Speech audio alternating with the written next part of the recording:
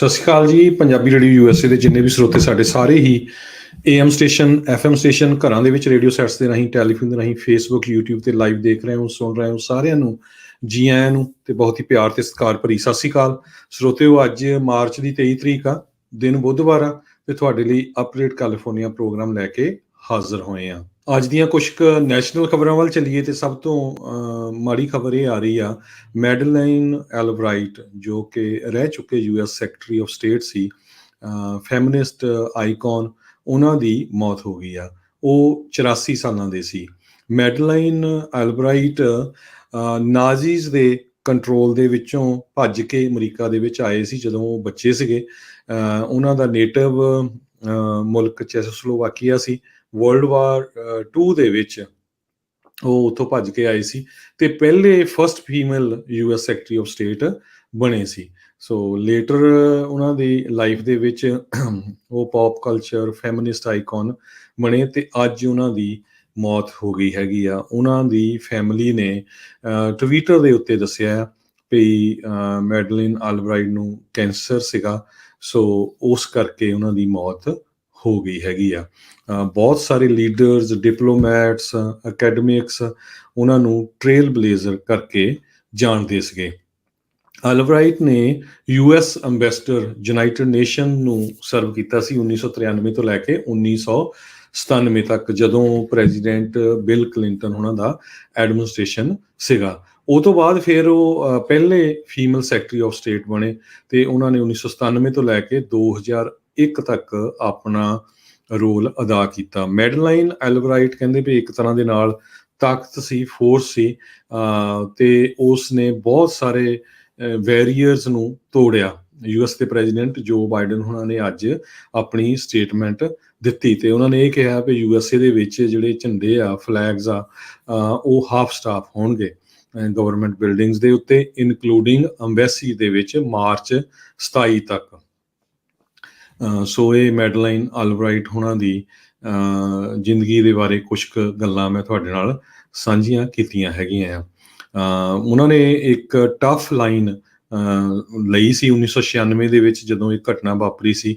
Cuban jet fighters ਨੂੰ ਜਦੋਂ down ਕੀਤਾ ਗਿਆ ਸੀ 2 ਅਨਆਰਮਡ US ਬੇਸਡ ਪਲੇਨਸ ਵੱਲੋਂ, ਤੇ ਉਸ ਟਾਈਮ ਦੇ ਉੱਤੇ ਉਹਨਾਂ ਦਾ ਸਟੈਂਡ ਬਹੁਤ ਸਖਤ ਸੀਗਾ। ਯੂਨਾਈਟਿਡ ਨੇਸ਼ਨ ਦੇ ਵਿੱਚ ਜਦੋਂ ਸਿਕਿਉਰਿਟੀ ਕੌਂਸਲ ਮੈਂਬਰਸ ਚੁੱਪ-ਚਾਪ ਰਹੇ ਉਸ ਮੈਮਰੀ ਦੇ ਵਿੱਚ, ਤੇ ਇਹਨਾਂ ਨੇ ਆਪਣਾ ਜਿਹੜਾ ਸਟੈਂਡ ਆ ਉਹ ਲਿਆ ਸੀ। ਉਹਨਾਂ ਦੇ ਦੌਰਾਨ ਉਹਨਾਂ ਦੀ ਐਫਰਟਸ ਦੇ ਸਦਕਾ ਨਾਰਥ ਕੋਰੀਆ ਨੇ ਨਿਊਕਲੀਅਰ ਵੈਪਨ ਪ੍ਰੋਗਰਾਮ ਨੂੰ ਖਤਮ ਕੀਤਾ ਸੀ, ਪਰ ਬਾਅਦ ਦੇ ਵਿੱਚ ਆਪਾਂ ਨੂੰ ਪਤਾ ਹੀ ਆ ਉਹਨਾਂ ਨੇ ਫਿਰ ਨਿਊਕਲੀਅਰ ਵੈਪਨਸ ਨੂੰ ਕ੍ਰੀਏਟ ਕਰ ਲਿਆ। ਅਗਲੀ ਖਬਰ ਵੱਲ ਚਲੀਏ। ਅੱਜ US ਨੇ ਫਾਰਮਲੀ ਡਿਕਲੇਅਰ ਕਰ ਦਿੱਤਾ ਕਿ ਰਸ਼ੀਆ ਦੀ ਫੌਜ ਨੇ ਵਾਰ ਕ੍ਰਾਈਮ ਕੀਤਾ ਹੈਗਾ ਯੂਕਰੇਨ ਦੇ ਵਿੱਚ। ਇਸ ਤੋਂ ਪਹਿਲਾਂ secretary of state Tony Blinken ਉਹਨਾਂ ਨੇ ਆਪਣੀਆਂ ਸਟੇਟਮੈਂਟਸ ਵੀ ਦਿੱਤੀਆਂ ਸੀਆਂ, ਪ੍ਰੈਜ਼ੀਡੈਂਟ ਜੋ ਬਾਈਡਨ ਉਹਨਾਂ ਨੇ ਵੀ ਦਿੱਤੀਆਂ ਸੀਆਂ, ਪਰ ਅੱਜ formally president Joe Biden, deputy secretary of state Wendy Sherman ਤੇ ਟੋਨੀ ਬਲਿੰਕਨ, ਇਹਨਾਂ ਸਾਰਿਆਂ ਨੇ ਇਹ ਕਿਹਾ ਪਹਿਲਾਂ ਸਾਡਾ ਓਪੀਨੀਅਨ ਸੀ ਪਰ ਹੁਣ ਕਨਫਰਮ ਹੋ ਚੁੱਕਾ ਆ ਵੀ US ਗਵਰਨਮੈਂਟ ਦੀ ਅਸੈਸਮੈਂਟ ਤੋਂ ਬਾਅਦ ਰਸ਼ੀਅਨ ਫੋਰਸਿਸ ਨੇ ਬਹੁਤ ਜ਼ਿਆਦਾ ਵਾਰ ਕ੍ਰਾਈਮ ਕੀਤੇ ਆ ਯੂਕਰੇਨ ਦੇ ਵਿੱਚ। ਆਪਾਂ ਦੇਖੇ ਆ ਹਸਪਤਾਲਾਂ ਤੇ ਬੰਬਾਰਡਮੈਂਟ ਕੀਤੀ ਆ, ਸਕੂਲਾਂ ਦੇ ਵਿੱਚ, ਸੋ ਬਹੁਤ ਜ਼ਿਆਦਾ ਕਤਲੇਆਮ ਰਸ਼ੀਆ ਵੱਲੋਂ ਕੀਤਾ ਗਿਆ ਹੈਗਾ ਆ। ਸੋ ਜਿੰਨੀ ਵੀ ਕਹਿੰਦੇ ਇਨਫੋਰਮੇਸ਼ਨ ਉਹਨਾਂ ਨੂੰ ਇੰਟੈਲੀਜੈਂਸ ਸੋਰਸਿਸ ਤੋਂ ਆਈ ਆ, ਪਬਲਿਕ ਤੋਂ ਆਈ ਆ, ਉਸ ਬੇਸ ਦੇ ਉੱਤੇ ਇਹ ਡਿਸੀਜਨ ਲਿਆ ਗਿਆ ਆ। ਤੇ ਪ੍ਰੈਜ਼ੀਡੈਂਟ ਬਾਈਡਨ ਉਹਨਾਂ ਨੇ ਪਿਛਲੇ ਹਫ਼ਤੇ ਵੀ ਕਿਹਾ ਸੀ ਵੀ ਜੋ ਪੁਟਿਨ ਆ ਉਹ ਇੱਕ ਤਰ੍ਹਾਂ ਨਾਲ ਵਾਰ ਕ੍ਰਿਮੀਨਲ ਹੈਗਾ ਆ। ਸੋ ਹੁਣ ਦੇਖਦੇ ਆ ਇਹ ਤੋਂ ਅੱਗੇ ਕੀ ਬਣਦਾ ਆ। ਵੀ ਅੱਜ ਪ੍ਰੈਜ਼ੀਡੈਂਟ ਜੋ ਬਾਈਡਨ ਹੁਣੀ ਯੂਰਪ ਦੇ ਵਿੱਚ ਗਏ ਹੈਗੇ ਆ ਹੋਰ ਮੁਲਕਾਂ ਦੇ ਨਾਲ ਮਿਲਣ, ਖਾਸ ਕਰਕੇ ਯੂਕਰੇਨ ਦੇ ਮਾਮਲੇ ਨੂੰ ਲੈ ਕੇ। ਉੱਥੋਂ ਕੀ ਜਿਹੜੇ ਸਾਰੇ ਮੁਲਕ ਡਿਸਾਈਡ ਕਰਦੇ ਆ ਉਹ ਆਉਣ ਵਾਲੇ ਦਿਨਾਂ ਦੇ ਵਿੱਚ ਪਤਾ ਲੱਗ ਜੂਗਾ। US ਦੀ ਗਵਰਨਮੈਂਟ ਨੇ ਇਹ ਕਿਹਾ ਵੀ ਉਹ ਹਜੇ ਤੱਕ ਵੀ ਪੂਰੀਆਂ ਰਿਪੋਰਟਸ ਨੂੰ ਟਰੈਕ ਕਰ ਰਹੇ ਆ ਯੂਕਰੇਨ ਤੋਂ ਜੋ ਆ ਰਹੀਆਂ ਜਿੱਥੇ ਵਾਰ ਕ੍ਰਾਈਮ ਹੋ ਰਹੇ ਹੈਗੇ ਆ। ਸੋ ਉਹ ਕਹਿੰਦੇ ਵੀ ਆਪਣੇ ਅਸੀਂ ਜਿਹੜੇ ਦੋਸਤ ਮੁਲਕ ਹੈਗੇ ਆ ਜਾਂ ਜਿਹੜੇ ਸਾਡੇ ਐਲਾਈਜ਼ ਆ ਉਹਨਾਂ ਦੇ ਨਾਲ ਇਹ ਆਪਾਂ ਸਾਰੀ ਇਨਫੋਰਮੇਸ਼ਨ ਸਾਂਝੀ ਕਰਾਂਗੇ। ਯੂਕਰੇਨ ਦੇ ਪ੍ਰੋਸੀਕਿਊਟਰ ਜਨਰਲ ਆਫਿਸ ਤੇ ਉਹਨਾਂ ਨੇ ਵਾਰ ਕ੍ਰਾਈਮ ਡਾਇਰੈਕਟੋਰੇਟ ਨੇ ਇਹ ਕਿਹਾ ਵੀ ਸਿਵਲ ਸੁਸਾਇਟੀ ਦੇ ਵਿੱਚ ਇਹ ਬਿਲਕੁਲ ਗਲਤ ਚੀਜ਼ ਹੈਗੀ ਆ, ਸ਼ਰੇਆਮ ਧੱਕਾ ਰਸ਼ੀਆ ਵਾਲੇ ਕਰ ਰਹੇ ਹੈਗੇ ਆ। ਸੋ ਬੈਨ ਸ਼ੈਕ ਉਹਨਾਂ ਨੇ ਇਹ ਕਿਹਾ ਵੀ ਐਵੀਡੈਂਸ ਸਾਰੇ ਕਲੈਕਟ ਹੋ ਗਏ ਤੇ ਉਹਨਾਂ ਨੂੰ ਪ੍ਰੀਜ਼ਰਵ ਕਰਕੇ ਰੱਖਿਆ ਗਿਆ ਆ ਆਉਣ ਵਾਲੇ ਸਮੇਂ ਦੇ ਵਿੱਚ, ਤਾਂ ਕਿ ਜਿਹੜੇ ਲੋਕਾਂ ਨੇ ਕ੍ਰਾਈਮ ਕੀਤੇ ਆ ਤੇ ਪੁਟਿਨ ਨੇ ਉਹਨਾਂ ਨੂੰ ਜਿਹੜਾ ਆ ਕੋਰਟ ਦੀ ਕਚਹਿਰੀ ਦੇ ਵਿੱਚ ਲਿਆਂਦਾ ਜਾਵੇ। ਕੈਲੀਫੋਰਨੀਆ ਦੇ ਗਵਰਨਰ ਗੈਬਨ ਨਿਊਸਮ ਉਹਨਾਂ ਨੇ ਅੱਜ ਅਨਾਉਂਸ ਕੀਤਾ ਆ ਵੀ ਹੁਣ ਤੁਹਾਨੂੰ $400 ਮਿਲ ਸਕਦੇ ਹੈਗੇ ਆ ਗੈਸ ਦੇ ਲਈ ਪਰ ਰਜਿਸਟਰਡ ਵਹੀਕਲ। ਕਹਿੰਦੇ ਵੀ ਬਹੁਤ ਜਲਦੀ ਹੋ ਸਕਦਾ ਹੈ, ਪਰ ਇਹਦੇ ਤੇ ਕੈਪ ਲਾਇਆ ਗਿਆ 2 ਪਰ ਪਰਸਨ। ਜੇ ਤੁਹਾਡੇ ਕੋਲ 10 ਕਾਰਾਂ, ਇਹਦਾ ਮਤਲਬ ਇਹ ਨਹੀਂ ਵੀ 10 ਕਾਰਾਂ ਦੇ ਪੈਸੇ ਮਿਲਣਗੇ, ਪਰ 2 ਕਾਰਾਂ ਪਰ ਪਰਸਨ। ਸੋ ਇੱਕ ਘਰ 'ਚ 4 ਕਾਰਾਂ ਆ, 2 ਜਣੇ ਹੈਗੇ ਆ ਤੇ ਉਹਨਾਂ ਨੂੰ $400 ਪਰ ਰਜਿਸਟਰਡ ਵਹੀਕਲ ਮਿਲ ਸਕਦਾ, ਕਿਉਂਕਿ ਗੈਸ ਦੀਆਂ ਪ੍ਰਾਈਸਿਸ ਬਹੁਤ ਹੀ ਉੱਪਰ ਗਈਆਂ ਆ। ਉਹਨਾਂ ਨੇ ਹਿੰਟ ਕੀਤਾ ਆ tax rebate state of the state address ਦੇ ਵਿੱਚ, ਤੇ $400 ਦੇ ਡੈਬਿਟ ਕਾਰਡਸ ਕਹਿੰਦੇ ਵੀ ਤੁਹਾਡੀਆਂ ਪਾਕਟਸ ਦੇ ਵਿੱਚ ਜਾਣਗੇ। We are proposing $11 billion in relief. ਇਹ ਜਿਹੜੇ ਗਵਰਨਰ ਗੈਬਨ ਨਿਊਸਮ ਆ ਉਹਨਾਂ ਨੇ ਅਨਾਊਂਸ ਕੀਤਾ ਹੈ, plus $9 billion tax refund gas prices ਉੱਪਰ ਜਾਣ ਕਰਕੇ। ਜਿਹੜੇ ਲੋਕ ਪਬਲਿਕ ਟਰਾਂਜ਼ਿਟ ਲੈਂਦੇ ਆ ਉਹਨਾਂ ਨੂੰ ਵੀ 3 ਮਹੀਨੇ ਦੇ ਲਈ ਫ੍ਰੀ ਹੋਊਗੀ। ਕੈਲੀਫੋਰਨੀਆ ਦੇ ਵਿੱਚ ਗੈਸ ਦੀਆਂ ਪ੍ਰਾਈਸਿਸ ਪੂਰੇ ਦੁਨੀਆ ਦੇ ਵਿੱਚ, ਪੂਰੇ ਨੇਸ਼ਨ ਦੇ ਵਿੱਚ ਸਭ ਤੋਂ ਜ਼ਿਆਦਾ ਆ। ਦੁਨੀਆ ਤਾਂ ਨਹੀਂ, ਪੂਰੇ ਅਮਰੀਕਾ ਦੇ ਵਿੱਚ $5.88 ਤੋਂ ਲੈ ਕੇ $6.15-20 ਤੱਕ ਹੁਣ ਗੈਸ ਆ ਕੈਲੀਫੋਰਨੀਆ ਦੇ ਵਿੱਚ ਇਸ ਟਾਈਮ ਚੱਲ ਰਹੀ ਹੈਗੀ ਆ, ਜਿਹੜੀ ਕਿ $2 ਪ੍ਰਾਈਸ ਦੇ ਵਿੱਚ ਉੱਪਰ ਆ ਪਿਛਲੇ ਸਾਲ ਨਾਲੋਂ। ਸੋ ਜੀ ਦੇਖੋ ਵੀ ਕਿੰਨਾ ਜ਼ਿਆਦਾ ਜਿਹੜਾ ਆ ਉਹ ਪ੍ਰਾਈਸ ਉੱਪਰ ਚਲੇ ਗਈ ਆ। ਨਿਊਸਮ ਨੇ $11 ਬਿਲੀਅਨ ਤੇ $9 ਬਿਲੀਅਨ ਜਿਹੜਾ ਡਾਇਰੈਕਟ ਪੇਮੈਂਟ ਦਾ ਇਹ ਪ੍ਰਪੋਜ਼ ਕੀਤਾ ਹੈਗਾ। $750 ਮਿਲੀਅਨ ਇਨਸੈਂਟਿਵ ਦਿੱਤਾ ਜਾਊਗਾ ਟਰਾਂਜ਼ਿਟ ਤੇ ਰੇਲ ਏਜੰਸੀਜ਼ ਨੂੰ, ਜਿਹੜੇ ਕਿ ਰੈਜ਼ੀਡੈਂਟਸ ਨੂੰ ਘੱਟੋ ਘੱਟ 3 ਮਹੀਨਿਆਂ ਦੇ ਲਈ ਫ੍ਰੀ ਟਰਾਂਜ਼ਿਟ ਦੇਣ। $500 ਮਿਲੀਅਨ ਜਿਹੜੇ ਪ੍ਰੋਜੈਕਟ ਹੈਗੇ ਪ੍ਰਮੋਟ ਕਰਦੇ ਵਾਈਕਿੰਗ ਤੇ ਵਾਕਿੰਗ ਥਰੂ ਦਾ ਸਟੇਟ, ਉਹਨਾਂ ਦੇ ਲਈ। ਸੋ ਇਹ ਪ੍ਰਪੋਜ਼ਲ ਤਾਂ ਵਧੀਆ ਆ, ਪਰ ਇਹ ਦੇਖਦੇ ਆ ਵੀ ਇਹ ਕਿਤੇ ਮਿਸਯੂਜ਼ ਨਾ ਹੋਵੇ। ਆਪਾਂ ਦੇਖਿਆ ਆ ਪਿੱਛੇ EDD ਦੇ ਦੌਰਾਨ ਜਾਂ ਜਦੋਂ ਗਵਰਨਮੈਂਟ ਦੇ ਹੱਥ ਪੈਸੇ ਆਉਂਦੇ ਆ ਤੇ ਉਹਨਾਂ ਦੇ ਵਿੱਚ ਮਿਸਯੂਜ਼ ਬਹੁਤ ਹੁੰਦਾ ਹੈਗਾ। ਸਭ ਤੋਂ ਹੈਰਾਨੀ ਵਾਲੀ ਗੱਲ ਤਾਂ ਇਹ ਆ ਵੀ ਕੈਲੀਫੋਰਨੀਆ ਦੇ ਵਿੱਚ $6 ਨੂੰ ਗੈਲਨ ਹੋ ਚੁੱਕੀ ਆ ਗੈਸ, ਫਿਰ ਵੀ ਲੋਕ ਕੋਈ ਰੌਲਾ ਨਹੀਂ ਪਾ ਰਹੇ।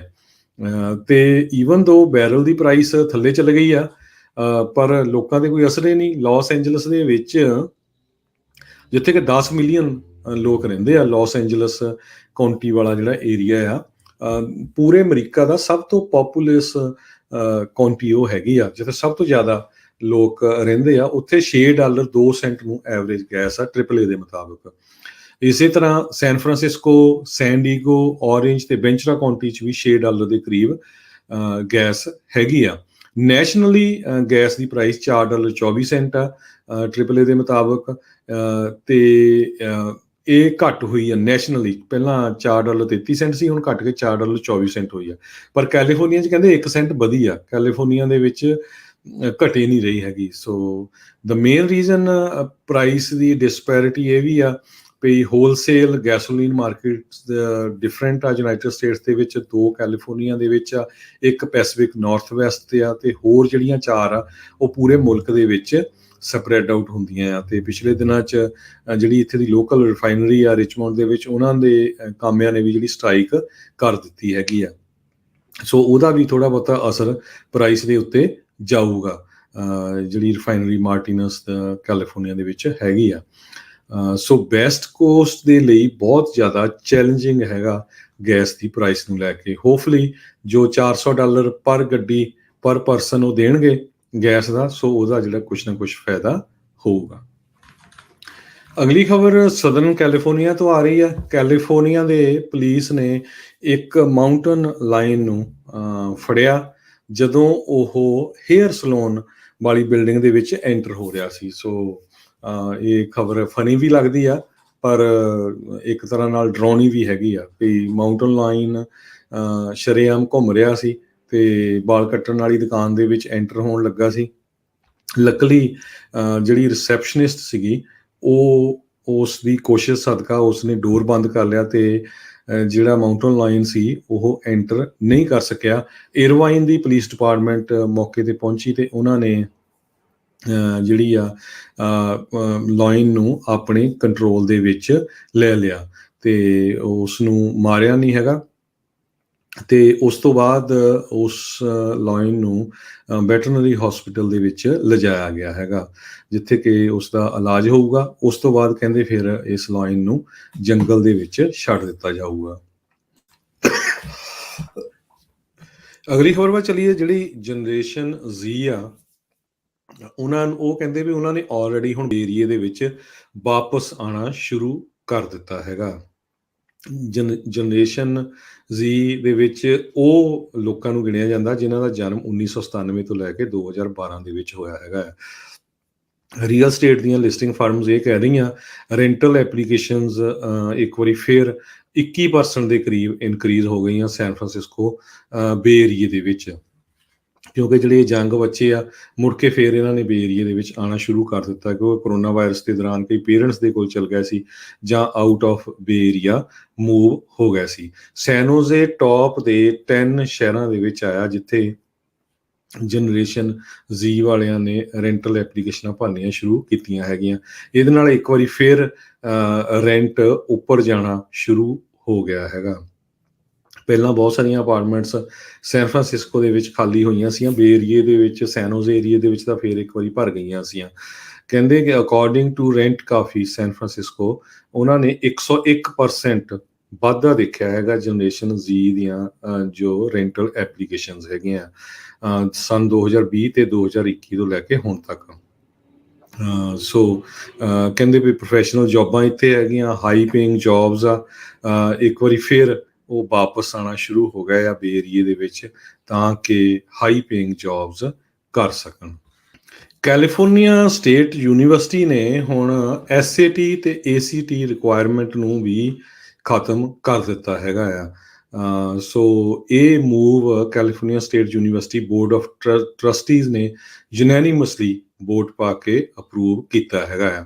ਕਹਿੰਦੇ ਪਈ ਜਿਹੜਾ ਹੁਣ ਐਡਮਿਸ਼ਨ ਹੋਊਗਾ ਕੈਲ ਸਟੇਟ ਯੂਨੀਵਰਸਿਟੀ ਦੇ ਵਿੱਚ ਉਹ ਵਿਦਾਊਟ ਟੈਸਟ ਹੋਊਗਾ, ਟੈਸਟ ਫ੍ਰੀ ਐਡਮਿਸ਼ਨ ਹੋਊਗਾ। ਸੋ ਉਹ ਯੂਨੀਵਰਸਿਟੀਜ਼ ਜ਼ਰੂਰ ਕੁਛ ਨਾ ਕੁਛ ਚੈੱਕ ਕਰਨਗੀਆਂ ਉਹਨਾਂ ਦਾ GPA ਜਾਂ ਹੋਰ ਐਕਸਟਰਾ ਕਰਿਕੂਲਰ ਐਕਟੀਵਿਟੀਜ਼ ਕੀ ਆ, ਪਰ SAT ਤੇ ACT ਨੂੰ ਨਹੀਂ ਕਾਊਂਟ ਕੀਤਾ ਜਾਊਗਾ। ਕੈਲੀਫੋਰਨੀਆ ਸਟੇਟ ਯੂਨੀਵਰਸਿਟੀ ਸਿਸਟਮ ਦੇ ਵਿੱਚ 4,77,000 ਸਟੂਡੈਂਟ ਹੈਗੇ ਆ ਤੇ 23 ਕਾਲਜਸ ਜਾਂ ਜਿਹੜੇ ਹੈਗੇ ਆ ਸਟੇਟ ਦੇ ਵਿੱਚ, ਤੇ ਯੂਨੀਵਰਸਿਟੀ ਆਫ ਕੈਲੀਫੋਰਨੀਆ ਦੇ ਕੋਲ 10 ਕਾਲਜਸ ਆ ਜਿਹੜੇ ਕਿ 2,80,000 ਬੱਚਿਆਂ ਨੂੰ ਐਡਮਿਸ਼ਨ ਦਿੰਦੇ ਆ ਹਰ ਸਾਲ।